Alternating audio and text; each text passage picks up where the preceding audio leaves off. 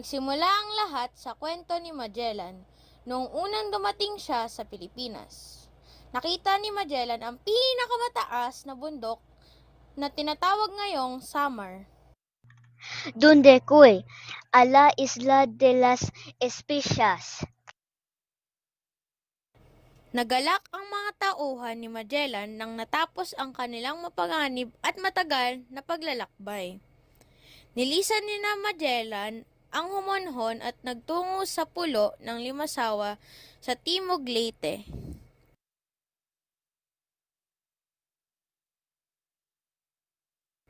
Bilang tanda ng pagtanggap ni Raja Colombo sa mga dayuhan, nakipagsanduguan siya kay Magellan.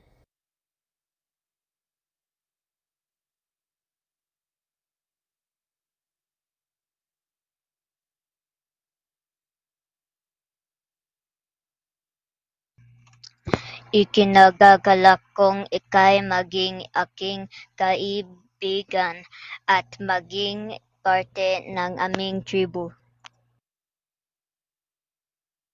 Ang unang misa ay ginanap sa Limasawa. Idinaos ito ni Padre Pedro Valderrama. Naglagay ng malaking krus pagkatapos ng misa. Sinabi ng mga Espanyol sa mga katutubo na ang krus ay magsisilbing proteksyon nila laban sa kulog at kidlat.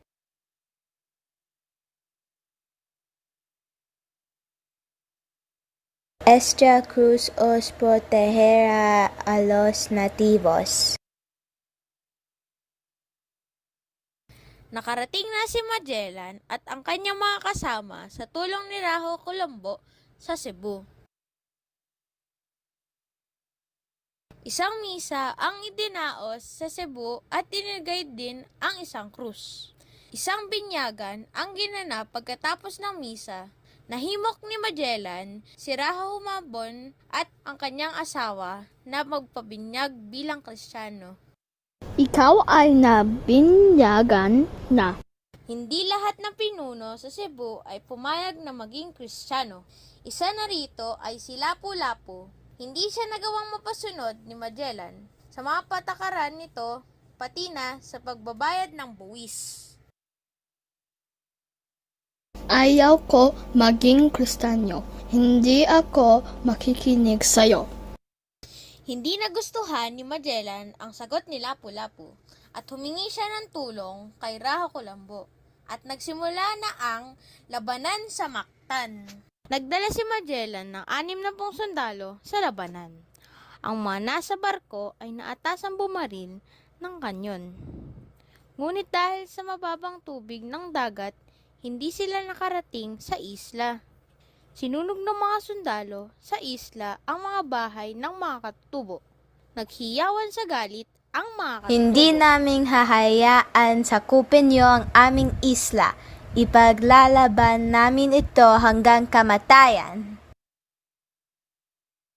Ang maliit na puwersa ni Magellan ay agad na sinalakay ng mga katutubo gamit ang mga sandamakmak na mga sandata tulad ng mga palaso at mga sibat na may dulong bakal. Hindi kami magpapatalo ng ganoon kadali. Higit pa yan ang kailangan niyong gawin.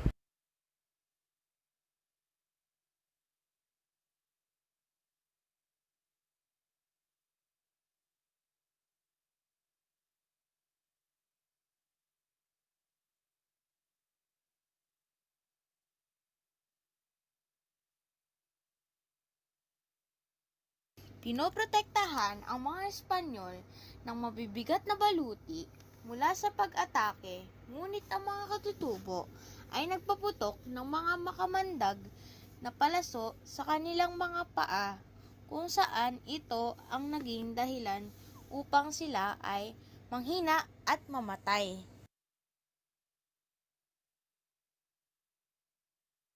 Hindi ninyo ito inaasahan. Naisahan tayo, pero hindi tayo atras. Hindi tayo dapat umatras. Mananalo tayo sugod. Tinamaan ng sibat si Magellan sa kanyang binti at leeg.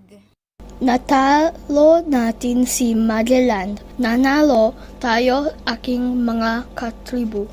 Hindi binalik ng mga katutubo ang katawan ni Magellan, sa halip ito'y itinago bilang tropeo. Kaya walang nakakaalam kung nasaan ang katawan ni Magellan hanggang ngayon. Si Lapu-Lapu ang naging unang bayani sa ating kasaysayan. Marami po tayo natutunan sa laban sa Mactan bilang isang Pilipino. Isa na po dito ang pagsasabi at paninindigan sa kung ano po ang ating pinaniwalaan, katulad po ni Lapu-Lapu na hindi pumayag pasakop sa dayuhan. Ang pagiging matapag at pagiging makabayan din po ang ipinakita ng ating mga ninuno para ipagtanggol po ang Pilipinas. Ang mabuti naman po na iambag ni Magellan sa ating kultura ay ang relihiyong Kristyanismo na hanggang sa ngayon po ay ating sinasambuhay.